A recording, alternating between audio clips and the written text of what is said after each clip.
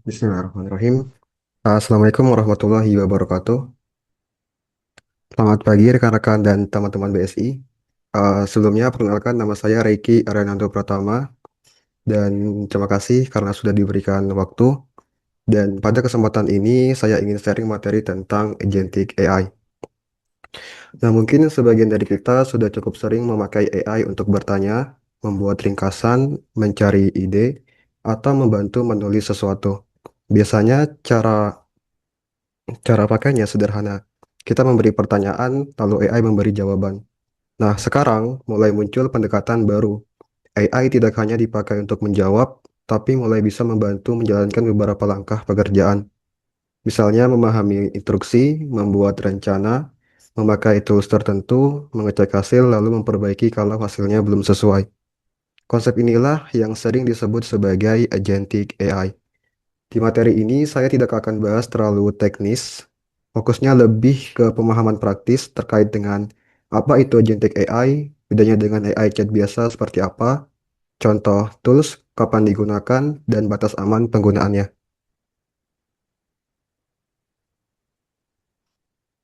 Kenapa agentic AI mulai banyak dibahas?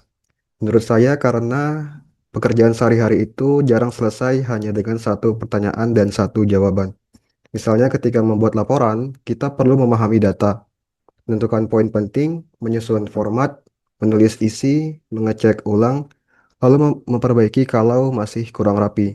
Jadi ada proses yang bertahap di situ. Nah, AI chat biasa sangat membantu untuk menjawab pertanyaan. Tapi ketika pekerjaan mulai membutuhkan beberapa langkah, konteks dan pengecekan hasil, disitulah agentic AI mulai terasa relevan. Jadi, agentic AI dibahas bukan hanya karena sedang populer, tapi karena banyak pekerjaan nyata yang memang bentuknya secara bertahap. Agentic AI mencoba membantu masuk ke proses tersebut, bukan hanya memberi jawaban akhir.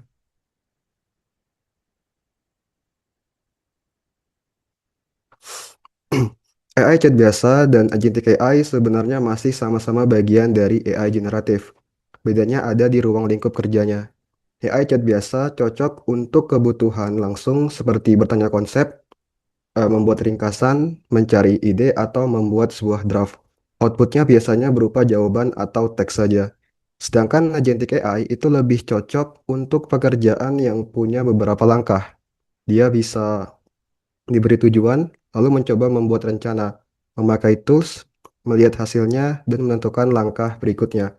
Kalau dianalogikan, AI chat biasa itu seperti teman diskusi. Kita bertanya, lalu dia akan memberikan sebuah jawaban. Sedangkan agentic AI itu lebih seperti asisten kerja digital yang bisa membantu menjalankan sebagian proses kerja. Tapi karena agentic AI bisa melakukan lebih banyak hal, maka risikonya juga lebih besar. Kalau AI chat biasa salah, biasanya dia hanya salah dalam memberikan jawaban. Kalau agentic AI diberi akses terlalu luas, dia bisa saja salah melakukan aksi, jadi tetap perlu kontrol dari manusia sebagai pengguna.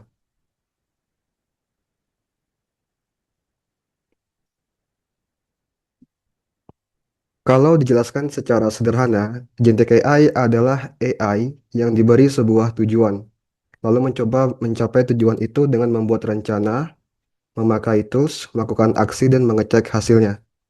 Formula gampangnya adalah yang pertama ada goal, artinya agent punya tujuan yang ingin dicapai, bukan hanya menjawab pertanyaan. Yang kedua ada planning, agent akan menyusun langkah kerja agar tidak asal bergerak. Yang ketiga ada tools, artinya agent bisa memakai alat bantu, misalnya file, browser, kalender, email, terminal, atau aplikasi lain. Yang keempat ada action, artinya agent bisa melakukan sesuatu sesuai izin yang diberikan. Dan yang terakhir adalah feedback, artinya agent mengecek hasil aksinya, lalu menyesuaikan langkah berikutnya kalau hasilnya belum sesuai. Jadi secara inti, agentic AI bukan hanya AI yang pintar menjawab, tapi AI yang bisa membantu menjalankan proses untuk mencapai tujuan tertentu. Cara kerja agentic AI bisa dipahami lewat satu loop sederhana. Yang pertama ada observe.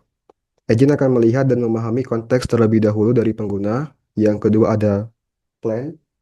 Agent membuat rencana langkah apa yang perlu dilakukan. Yang ketiga ada act. Agent mulai melakukan aksi sesuai tools dan izin yang diberikan. Yang keempat ada check. Agent akan mengecek apakah hasilnya sudah sesuai atau belum. Yang kelima adalah repeat. Kalau hasilnya belum sesuai, agent bisa mengulang prosesnya. Jadi agentic AI ini tidak bekerja hanya dengan sekali jawab, dia bekerja melalui proses yang saling berulang. Namun, proses ini tetap ada batasnya karena kalau agent terlalu bebas, dia bisa melakukan terlalu banyak aksi atau mengambil langkah yang tidak kita inginkan. Jadi tetap perlu arahan dan kontrol dari manusia. Agentic AI paling cocok dipakai untuk pekerjaan yang punya dua ciri, yaitu pekerjaannya bertahap dan hasilnya bisa dicek. Untuk pekerjaan teknis, Agentic AI bisa membantu membaca struktur proyek, jelaskan alur sistem, membantu mencari error, membuat dokumentasi, atau membantu pekerjaan kecil yang saling berulang. Untuk riset, Agentic AI bisa membantu mencari informasi, merangkum beberapa sumber, membandingkan tools, dan menyusun outline materi. Dan untuk pekerjaan yang umum, Agentic AI juga bisa membantu membuat laporan, mengolah data sederhana, membuat ringkasan, atau membantu follow up pekerjaan. Jadi, Agentic AI tidak hanya berguna untuk orang-orang yang IT, asalkan pekerjaannya punya langkah yang jelas dan hasilnya bisa diperiksa, maka Agentic AI bisa membantu siapapun. Tapi hasil akhirnya tetap perlu dicek oleh manusia.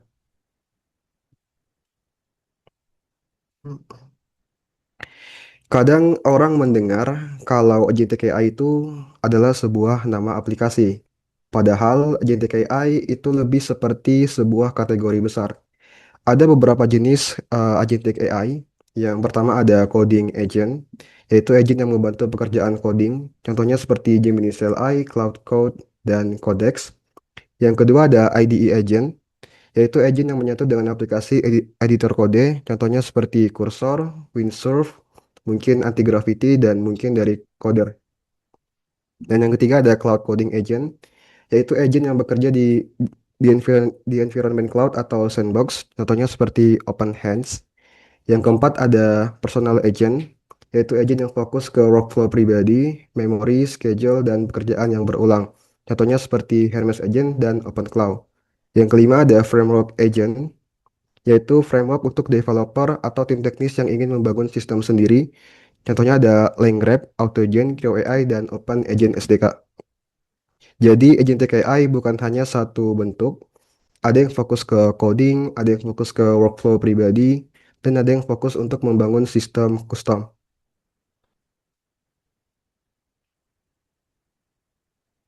Di slide ini ada beberapa contoh tools agentic AI yang sekarang mulai banyak dibahas, dan mungkin secara sekilas terlihat mirip karena semuanya memakai AI, tapi sebenarnya secara fokus mereka berbeda.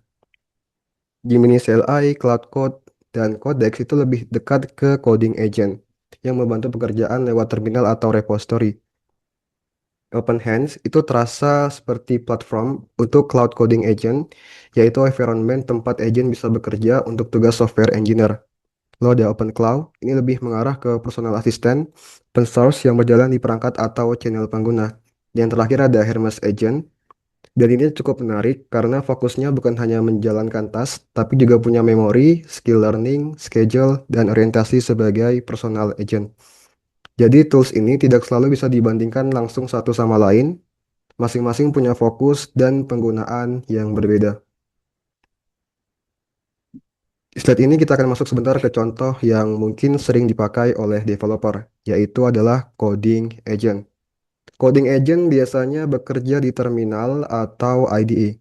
Dia bisa membaca project, memahami beberapa file, membantu membuat perubahan, dan mengecek hasil lewat command line. Kalau AI chat biasa, biasanya hanya memberikan jawaban atau contoh draft kode. Nah, coding agent bisa lebih masuk ke workflow kerja kita. Misalnya, dia bisa membaca konteks project, melihat file yang relevan, lalu membantu memberikan saran atau perubahan yang lebih sesuai dengan kondisi project. Contoh toolsnya ada Gemini CLI, ada Cloud Code, Codex CLI, dan OpenHands. Masing-masing punya fokus yang sedikit berbeda, tapi secara umum mereka membantu pekerjaan software engineer. Namun tetap perlu diingat bahwa coding agent bukan berarti hasilnya langsung benar semua. Hasilnya tetap perlu direview oleh manusia. Jadi, secara konsep, agent bisa mempercepat pekerjaan, tapi tanggung jawab kualitas tetap ada pada pengguna. Sekarang kita masuk ke salah satu bagian yang cukup menarik, yaitu adalah Hermes Agent. Hermes bisa dipahami sebagai personal agent, bukan sekedar coding agent. Kalau coding agent biasanya fokus membantu pekerjaan di terminal atau repository. Nah, Hermes lebih diarahkan untuk mendampingi workflow personal pengguna dalam jangka panjang. Jadi fokusnya Hermes bukan hanya menulis sebuah kode atau membantu satu task teknis. Hermes lebih dekat ke konsep personal operator, yaitu agent yang membantu rutinitas kerja yang berulang dan membutuhkan sebuah konteks. Ada beberapa poin utama di sini. Pertama yaitu adalah memori, yaitu kemampuan untuk menyimpan konteks penting supaya pengguna tidak perlu menjelaskan semuanya dari awal untuk setiap sesi. Yang kedua ada skills, yaitu kemampuan mengubah pola kerja yang sering dilakukan menjadi kemampuan yang bisa dipakai ulang. Yang ketiga ada schedule, yaitu membantu pekerjaan berulang seperti briefing, reminder, laporan, atau rangkuman berkala. Yang keempat ada workflow, yaitu membantu menghubungkan beberapa langkah kerja menjadi proses yang lebih rapi dan konsisten.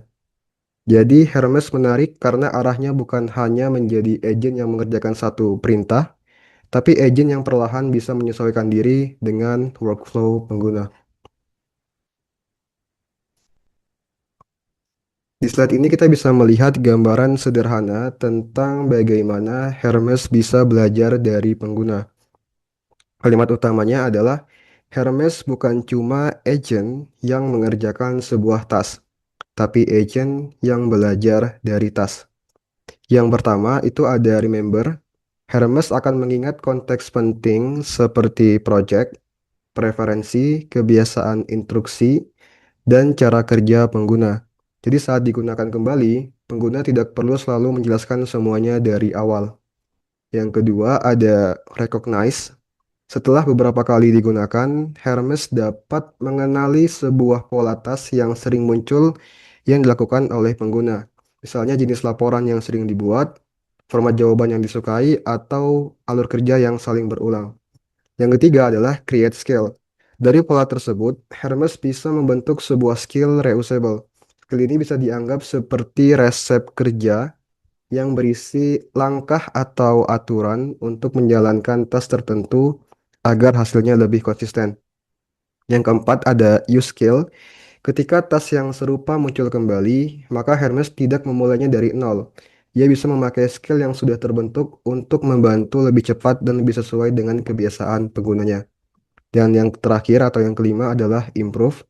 Skill yang sudah ada tetap bisa diperbaiki. Jika ada feedback, error, atau kebutuhan baru dari pengguna, Hermes dapat menyesuaikan skill tersebut agar makin cocok dengan workflow pengguna. Contoh gampangnya adalah kalau pengguna sering meminta laporan dengan format yang sama, maka Hermes bisa belajar pola laporan itu, menyimpannya sebagai skill, lalu memakainya lagi saat laporan berikutnya dibutuhkan. Jadi, learning loop ini membuat Hermes semakin menarik karena dia tidak hanya menerima perintah dan memberi hasil, tapi mencoba mengingat, mengenali pola, membuat skill, memakai skill, lalu memperbaikinya kembali.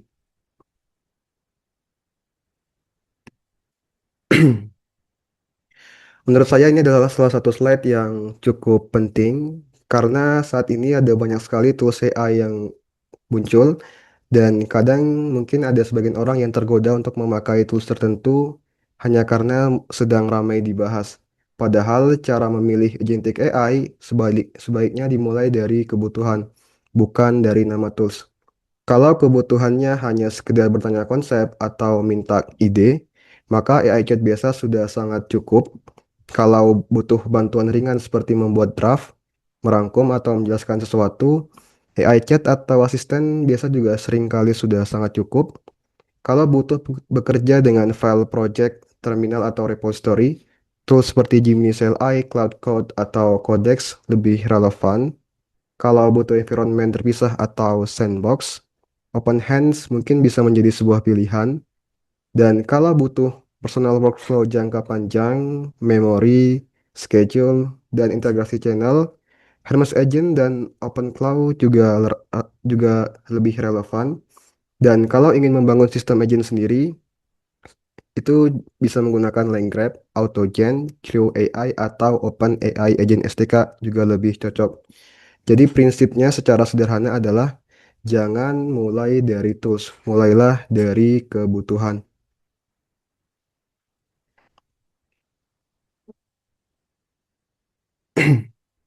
Karena agentic AI bisa melakukan aksi, maka batasannya harus jelas sejak awal.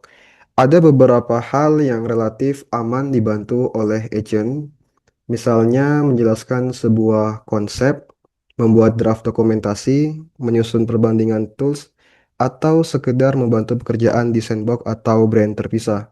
Tapi ada juga hal-hal yang perlu izin dan review dari penggunanya, seperti mengakses data sensitif, mengubah konfigurasi penting, menjalankan aksi yang berdampak ke user lain, melakukan deploy, delete, atau mungkin transaksi, atau sekedar mengirim pesan resmi.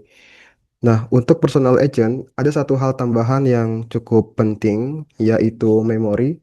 Kalau agent bisa mengingat, maka kita harus memastikan dan menentukan data apa saja yang boleh disimpan dan data apa saja yang tidak boleh untuk disimpan. Jadi, batasan ini ada bukan untuk menghambat penggunaan AI, tapi supaya AI bisa digunakan dengan lebih aman. Konsepnya, agent boleh membantu, tapi aksesnya harus sesuai dengan kebutuhan.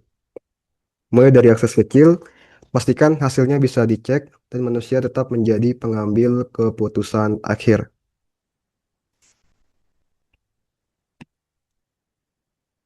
Nah, risiko agentic AI muncul bukan hanya karena AI bisa salah, tapi karena AI bisa punya akses dan bisa bertindak. Risiko pertama adalah salah konteks. Agent bisa mengambil keputusan berdasarkan informasi yang belum lengkap. Risiko kedua adalah over permission, yaitu ketika agent diberi aksi yang terlalu luas. Risiko ketiga adalah data leakage, yaitu kemungkinan informasi internal ikut terbawa jika tidak dibatasi dengan baik. Risiko keempat adalah prompt injection, yaitu ketika ada instruksi dari sumber luar yang mencoba mempengaruhi perilaku agent. Risiko kelima adalah memory risk. Untuk agent yang punya memori, kita harus berhati-hati dengan apa yang kita simpan. Dan yang terakhir adalah human oversight. Hasil kerja agent tetap perlu dicek oleh manusia, terutama untuk pekerjaan dengan skala yang penting.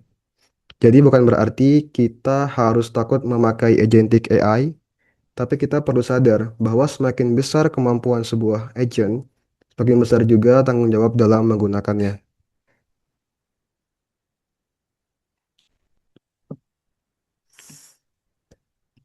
Sebagai kesimpulan, agentic AI bukanlah sebagai pengganti dari AI chat yang biasa. Lebih tepatnya, agentic AI adalah alat bantu kerja yang kuat kalau skupnya jelas. AI chat biasa bisa membantu menjawab, agentic AI membantu menjalankan proses kerja yang lebih panjang. Agentic AI cocok digunakan ketika pekerjaan punya beberapa langkah, membutuhkan tools dan hasilnya bisa diverifikasi. Misalnya untuk riset, dokumentasi, debugging, perbandingan tools, atau workflow yang berulang. Tapi agentic AI tidak perlu dipaksakan untuk semua hal. Kalau tugasnya sederhana, AI chat biasa sudah sangat cukup. Kalau datanya sensitif, perlu batasan ekstra. Dan kalau requirement belum jelas, sebaiknya manusia merapikan dulu arah pekerjaannya sebelum agent dilibatkan. Prinsip yang paling aman adalah agent cepat membantu, tapi manusia tetap bertanggung jawab. Jadi gunakan agentic AI ketika skopnya jelas, akses dibatasi, hasil bisa dicek, dan manusia tetap memegang kontrol. Eh, Sekian dari apa yang saya sampaikan. Lebih dan kurangnya saya mohon maaf. Assalamualaikum warahmatullahi wabarakatuh.